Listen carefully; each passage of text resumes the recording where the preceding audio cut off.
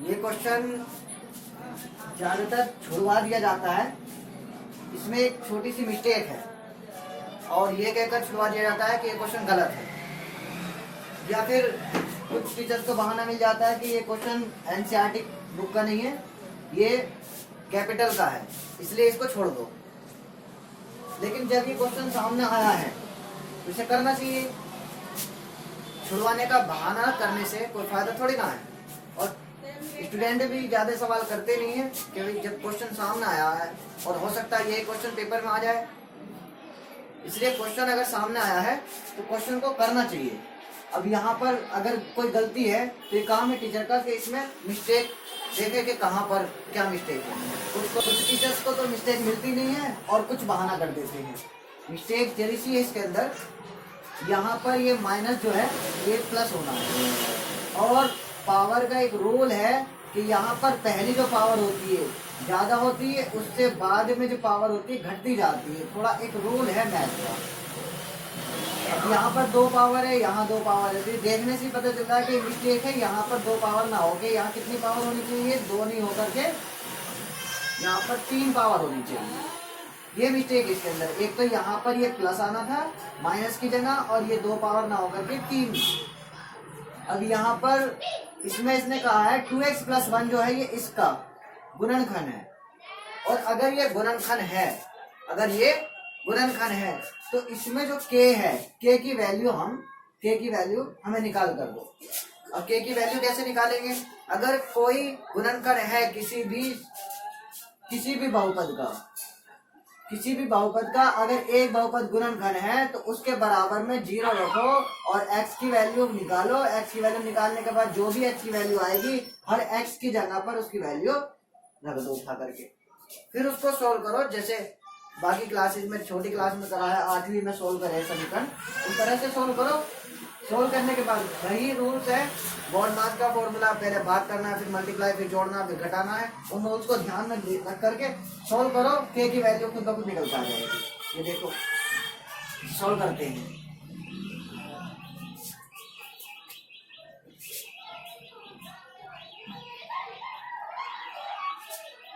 यहाँ पर 2x + 1 बराबर 0 इसलिए रखा क्योंकि ये इसका गुणनखंड है।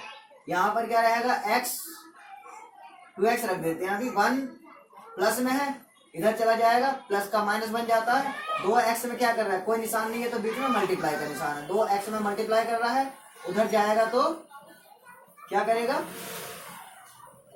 भाग करेगा, -1/2 आ जाएगा। ये 2 मल्टीप्लाई में था, इधर जाकर के क्या हुआ, भाग में आ गया। अब जहां x है वहां -1/2 उठा करके रखना है। यहाँ k है, k की वैल्यू ऐसी रहेगी। अगर माइनस हो तो कोशिश करना ब्रैकेट लगाने की, अगर माइनस हो तो कोशिश क्या करेंगे, ब्रैकेट लगाएंगे। और फिर पावर भी है, पावर हो तो फिर तो ब्रैकेट लगाना ही लगाना है, क्योंकि अगर ब्रैकेट नहीं लगाएंगे तो ऊपर वाले पे 1³ पावर 3 पर हो जाएगी, 2 पर रह जाएगी, इसलिए हमें ब्रैकेट लगाना पड़ेगा। ब्रैकेट लगाने से क्या होगा, 1 पे और 2 पे दोनों पे पावर है, +23 -1/2 और रेज़ टू पावर कितनी है, 2, +71 माइनस में 1/2 ब्रैकेट के अंदर +30 = 0। यहाँ भी 0 लेकर चलना है, क्योंकि अगर हमने बहुपद का 0 लेकर के x की वैल्यू निकाली है और ये इसका गुणनखंड है, तो इसकी वैल्यू रखने के बाद आंसर इसका 0 ही आएगा, इसलिए हमने इसके बराबर में भी 0 लेके चलना है। अब यहाँ पर पहले पावर को सोल्व करो, ब्रैकेट का सोल्व करना है। यहाँ पर ब्रैकेट लगा देंगे, दोनों के बीच में कोई निशान नहीं है। अब ये माइनस है, ये माइनस, अगर पावर 3 है, जोड़े में पावर नहीं है तो माइनस बना रहेगा। कैसे बना रहेगा, यहाँ पर देखो, -1/2, 3 पावर है ना, तो 3 बार मल्टीप्लाई में आएगा। अब 3 बार मल्टीप्लाई में माइनस गुना माइनस तो प्लस बन गया।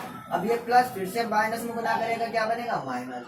एक ही एक में गुना करिए, फिर एक में गुना करिए, तो एक का एक, एक का एक, एक बार एक की कितनी बार गुना करो आपस में, एक ही रहेगा। 2 की 2 में गुना करिए 4, और 4 की 2 में फिर से गुना करिए, बना 8, नीचे 8 आ गया। यहाँ पर क्या, -1/8 प्लस यहाँ पर 23 मल्टीप्लाई में माइनस, अब यहाँ पावर 2 है, अगर पावर 2 है, जोड़े में है, तो ये माइनस प्लस बन जाएगा। यहाँ देखो -1/2 मल्टीप्लाई -1/2, माइनस की माइनस से मल्टीप्लाई होगी प्लस बनेगा, एक की एक से गुना होगी एक रहेगा, 2 की 2 से गुना बन जाएगी 4। यहाँ प्लस 1/4 है, प्लस लगाने की जरूरत नहीं है कि पहले मल्टीप्लाई है, मल्टीप्लाई के तुरंत बाद प्लस लगाने की जरूरत नहीं होती। अगर माइनस आता तो ब्रैकेट में लेते इसको, बिना कोई निशान लगाए, ये प्लस का ही होता है। 1/4 प्लस 71, अब यहाँ मल्टीप्लाई -1/2 ब्रैकेट में है, चाहो तो माइनस की सीधा मल्टीप्लाई कर दो यहाँ पर, क्योंकि यहाँ कोई पावर है नहीं, सीधा 71 के प्लस गुना माइनस क्या बनेगा माइनस, और 71 की 1 में मल्टीप्लाई करेंगे क्या बनेगा 71। अब यहाँ नीचे 2 है, नीचे का कोई नहीं बदलेंगे। अब यहाँ 30 पर बटे में कुछ नहीं है, जिसके बटे में कुछ नहीं होता उसमें 1 लगा दो, 1 रख सकते हैं अपनी तरफ से, क्योंकि ये किसी से भी भाग करे किसी से भी गुणा करे कुछ नहीं बदलता, वही रहता है जो नंबर पहले से है। यहाँ फिर से k की -1 में मल्टीप्लाई करेगी, -k बटे में 8, 23 की 1 में मल्टीप्लाई होगी 23/4,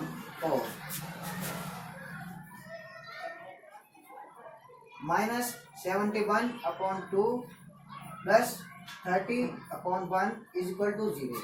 अब यहाँ पर क्या देखना है, इन डिनोमिनेटर का सबका एलसीएम लेना है। एलसीएम लेने का तरीका आपको पता ही है, छोटी क्लास में किया, 8 और 2 और 1, इसको इस तरह से गुणनखंड करते हैं, फिर उसके बाद एलसीएम ले लिया जाता है। छोटी क्लास में चल जाएगा, इस क्लास में भी कर सकते हो, लेकिन इतने इजी क्वेश्चन के लिए इस तरह से रफ बनाने की जरूरत नहीं है।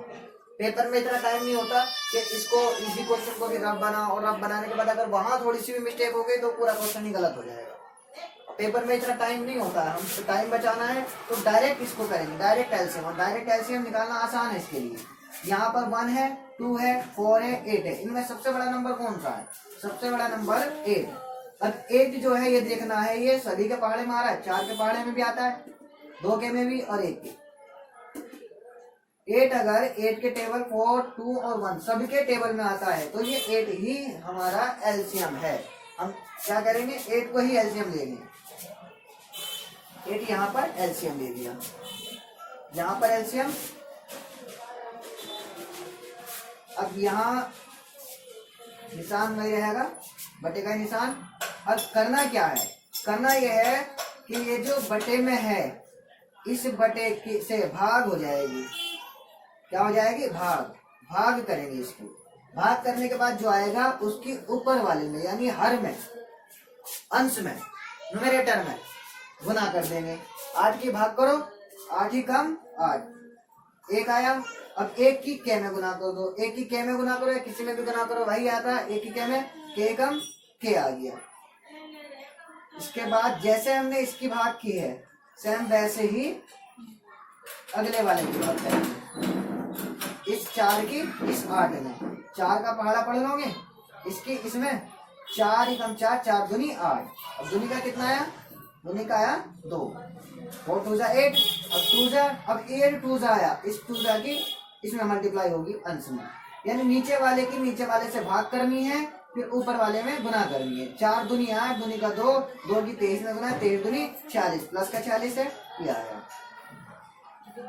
इसके बाद अगले में भी ऐसे करना है, माइनस तो लगा दो, 2 की भाग करेंगे 8 में, 2 चौक 8, 2 4 8, और 4 जो आया 4 की फिर मल्टीप्लाई करेंगे 71 में, 4 ही कम 4, 4 सकते 28। अब फिर 1 की 8 में फिर से भाग करेंगे, 1 की 8 में भाग करेंगे, 1 की 8 से तो 8 ही आएगा, 1 अते 8 होता है, 8 की फिर 30 में गुना करेंगे, 8 तिया 24, यहाँ पर ये आया। अब बराबर में क्या आएगा, 0 रहेगा।